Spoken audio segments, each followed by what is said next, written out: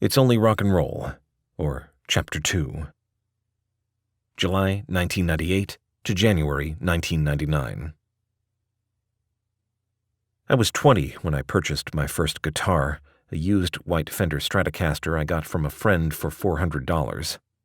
The purchase nearly depleted my savings account, but I didn't care. I owned a guitar, and not just any guitar.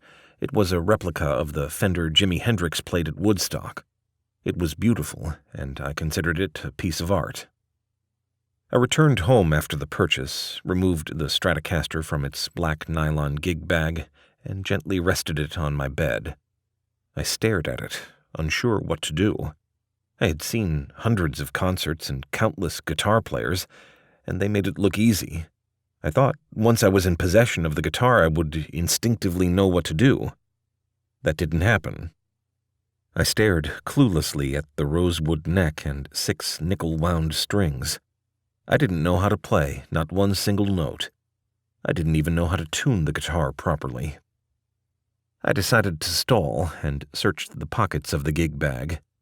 The small sleeve contained picks of various colors, shapes, and sizes, a couple individually wrapped guitar strings, and a broken strap. I placed the accessories next to the guitar and continued searching the bag. The larger storage compartment contained a guitar tablature book for the Nirvana album Nevermind, a discovery that caused me to bounce on the bed like a giddy toddler. Tablature is an alternative to sheet music. It diagrams finger placement on guitar strings and frets, sans any actual musical notation. It's Cliff's Notes for musicians who can't read music, and, from my experience, the majority of musicians can't. Tablature was going to be my only chance to read any form of music, because I had a better chance of learning Russian than reading and writing music. I thumbed through the book, searching for what I deemed the easiest song in the 12-track Diamond Certified album. I selected track number 3, Come As You Are. I made a crease down the book's spine and placed it on my lap. Then I shuffled through the pile of picks, ultimately selecting a red one that I positioned meticulously between my thumb and index finger on my right hand. I picked up the Stratocaster and wrapped my left hand around the neck, sliding it up and down across the frets. I glanced at the book, then at the guitar, then back at the book, then back down at the guitar. It looked simple enough, but I was completely perplexed. The numbers felt closer to binary code than a song from a trio of Seattle punk rockers. 00120012, I said as I nodded my head. I spent the next 20 minutes attempting to place my fingers on the correct frets with my left hand while simultaneously trying to play the correct strings with my right hand.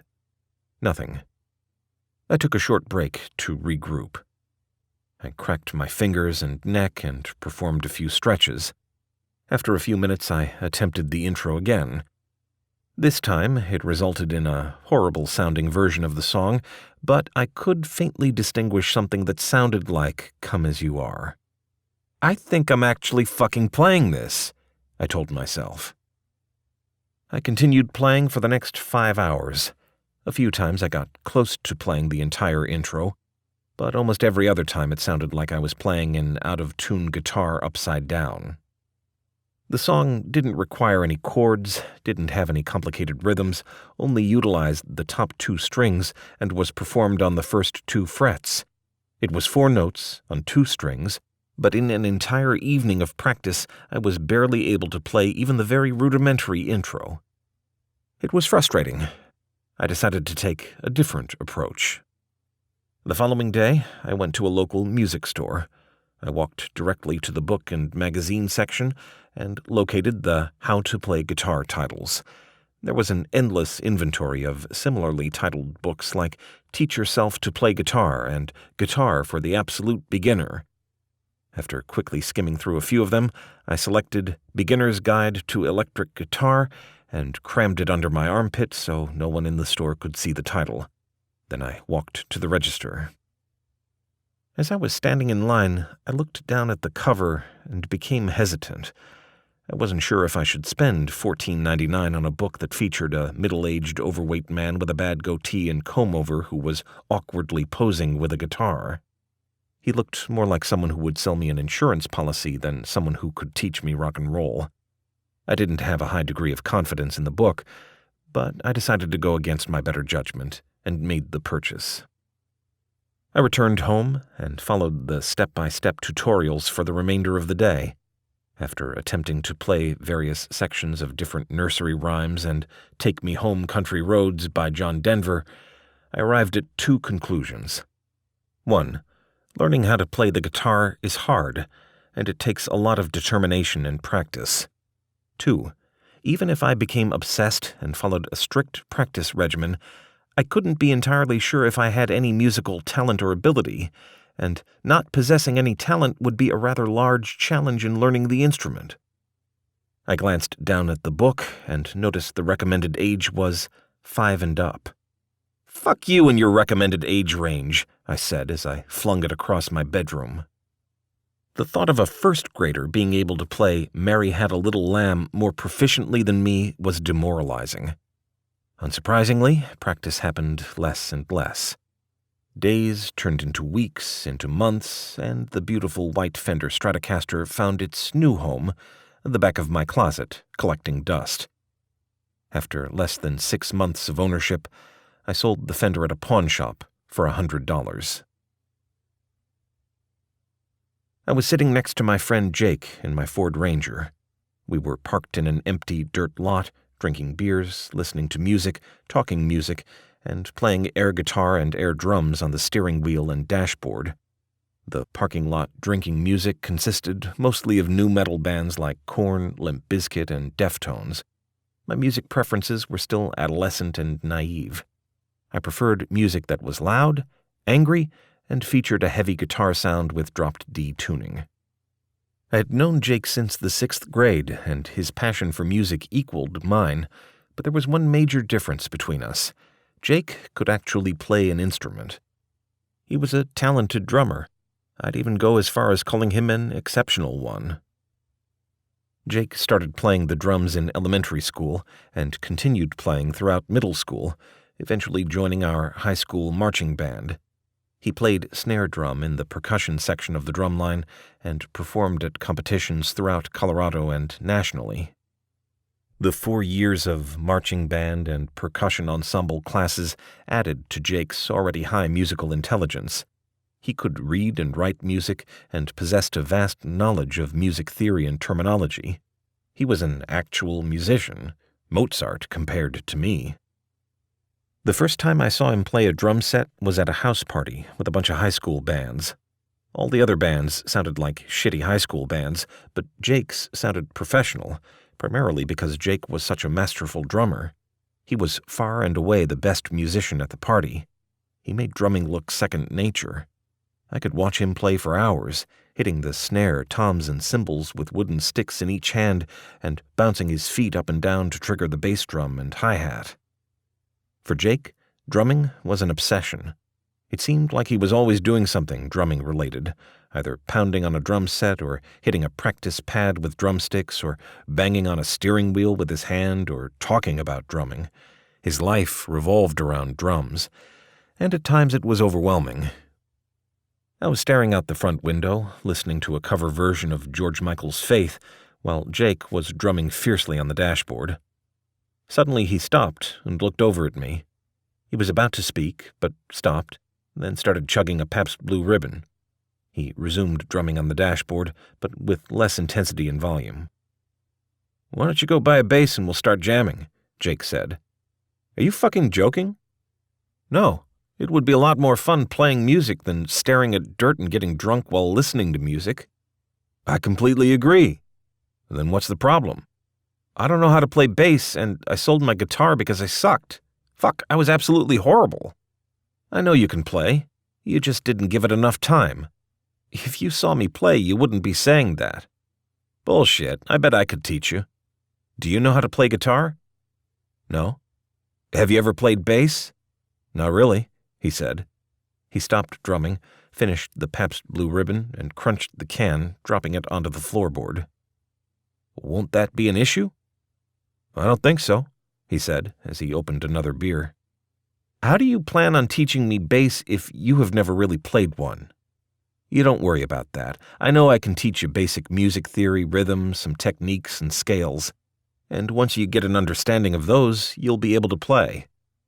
I contemplated his offer. I knew I wasn't talented enough to learn on my own, but if I had an actual musician who was willing to provide lessons in exchange for a constant flow of cheap beer, I might have a fighter's chance. Do you think you can really teach me? I know, indeed. This isn't just some bullshit drunk talk, is it? Are you 100% serious? Yeah, he said, as he resumed drumming on the dashboard. It's widely known in the music community that the bass guitar is the easiest instrument to learn. I'm not saying that all bass players are bad, but for every band that has a talented bass player on the level of Flea, Paul McCartney, or Geddy Lee, there are thousands of bands that feature a bass player who can't keep a steady rhythm. Bass guitar is easy to learn, but hard to master. And though I cared about mastering the instrument, I really just wanted to be decent enough to play a few songs and join a band. I would have been satisfied with average. Fuck it, let's give it a try. A few weeks later, I walked into a guitar center and made my way to the wall of guitars. The wall stretched at least 100 feet wide by 30 feet tall, and guitars hung off the wall stacked 4 high. There were hundreds of guitars, with offerings from Gibson, Fender, PRS, Rickenbacker, Ibanez, ESP, Jackson, Washburn, and Epiphone in almost every color, shape, and style conceivable. The prices attached to each guitar's tuning peg ranged from a few $100s to over $10,000. I stared at the wall romantically. My idols were all guitar players, Cobain, McCready, Morello, and Gilmore, and I so desperately wanted to play their songs on guitar, but I knew I couldn't. I blamed my genetics that resulted in my fat fingers. I knew if I was going to become a musician, it was going to be as another failed guitar player attempting his hand at the bass. I slowly turned my back to the wall and walked into the smaller, less impressive bass guitar room. It was about 20 feet by 20 feet and contained 20 or 30 basses scattered throughout, surrounded by bass cabinets and amplifiers. I was in the room for a few minutes inspecting the various price tags when a salesman snuck up behind me. Feel free to jam on any of these guys. I looked at him, then back to the basses, then back to him. I've already made up my mind. I'll take that black Ibanez. I purchased a black 4-string Ibanez bass with dual pickups and silver volume and EQ controls for the price of $599. I selected black because it was the opposite of the white Fender, and I hoped my next attempt at becoming a musician resulted in the opposite outcome of my first one. For the second time in less than a year, I depleted my bank account for an instrument I didn't know how to play. I knew the more expensive the purchase, the more motivated I would be to learn, and the last thing I wanted was another guitar that became relegated to the back of my closet or a shelf at a seedy pawn shop. I arrived home from Guitar Center and removed the bass from the gig bag, attached the strap, and placed the guitar over my shoulder. I walked into the bathroom and stood in front of the mirror, staring back at myself. It looked good. It looked natural. Bass guitars are longer than electric guitars and have thicker strings more befitting to my body type and fat fingers. I plucked the top string, which resulted in a clicking sound. It wasn't much, but it was something. It was a start. "Are you ready for this?" Jake said. He was sitting on a chair opposite of me with a rubber drum practice pad in his lap and ProMark 5A drumsticks in each hand. I glanced down at the bass, then to an open notebook on my bed. "I think so. I promise if you continuously practice everything I give you, you'll be playing in less than 3 months." 3 months? Maybe less than that. I am a pretty amazing teacher. I hope you're actually as good of a teacher as you think you are. I am. Are you tuned? I think so. Well, let's get fucking started. He turned on a metronome and set the beats per minute to 60. Click, click, click, click. I want you to pluck the E string on every click. You know what string that is, right? The top one? Bingo. Click, click, click, click. He started to strike the practice pad with a drumstick on every click. Smack, smack, smack, smack. I watched Jake for a few moments, then clumsily shifted my entire upper body in preparation to start playing. I positioned my thumb on top of the pickup and my index finger on the top string. "Feel the click and just play along with it," Jake said as he continued to hit the pad. I nodded, then began a silent count. 1, 2, 3, 4, 1, 2, 3, 4, 1, 2, 3, 4. I extended my index finger and plucked the E string on the first click. I did it again on the second click, but was premature on the third one. Fuck, I said. "Don't worry about it. You're gonna fuck up. You're gonna fuck up a lot. You just need to keep playing," Jake said, without looking up from the practice pad. Click, click, click, click. I did a quick 4 count to get back in rhythm with the metronome and resumed playing with the click. I was successful for a solid 30-second period, not missing even one click. I was so excited I stopped playing. "Holy fuck, did I just play along with that?" "Don't fucking stop playing!" Sorry. We continued this novice exercise for the next few hours, sometimes at a faster tempo, sometimes at a slower one. On rare occasions I played close to perfection, but during most attempts I was off time or missed playing the string entirely. I wanted to toss the tiny black beeping box onto the floor and stomp on it. It seemed like it should have been a simple exercise, but it wasn't. It took complete focus and concentration. "It's almost 4 in the morning, and probably a good stopping point for tonight," Jake said, barely able to keep his eyes open. "I'm good with that," I said. I was on the brink of mental exhaustion. I glanced down at my fingers. I had become so captivated with the lesson that I didn't realize 2 dime-sized blisters had developed on the tips of my index and middle fingers on my right hand. "I don't know how much more I can play anyways," I muttered, flaunting the blisters. "Well, those are some nice battle scars. Don't pop them, or you won't be able to play for a few days," Jake said as he pushed himself off the chair. "I'll be back here tomorrow at 8. Do you think we should take a day or 2 off to let these heal? I'll see you tomorrow." For the next 3 months, we practiced at least 3 nights a week, and occasionally as much as 5 nights a week, sometimes partaking in 2-a-days. Jake taught me the fundamentals: beginning music theory, essential rhythm skills, tempo, intervals, scales, chords, and anything else he thought was essential to my training. He was Mickey Goldmill, and I was Rocky Balboa. Some nights we practiced for 3 hours, and some nights we practiced for 6 hours. Some nights we drank and practiced, and some nights we practiced and drank. The blisters gradually became calluses, and my musical dexterity gradually increased with every session. Remember, the intro is boom, boom, boom, boom, boom, boom, boom, boom, boom, boom, Jake said, altering his tone with each note. "Will you please just fucking hit play?" He pressed play on the cheap Sony CD player, and we patiently waited for sound to come from the speakers. 3, 2, 1, Jake said, barely audible while holding his hand above his head and counting with his fingers. I closed my eyes and started playing. I was 45 seconds into Creep by Radiohead when I realized I was actually playing the song essentially note for note. I wish I was special. You're so fucking special. "Here comes the chorus," Jake announced with excitement while drumming with his hands on his thighs to the rhythm of the song. I successfully made the minor transition into the chorus and continued into the second verse and second chorus, then moved into the bridge and the final chorus. But I'm a creep. I'm a weirdo. What the hell am I doing here? I don't belong here. I don't belong here. The final note concluded, and the guitar feedback and bass faded until it was silent. I meticulously removed my fingers off the strings and raised my hands above my head as I stared at the spackled ceiling. I counted 3 mistakes.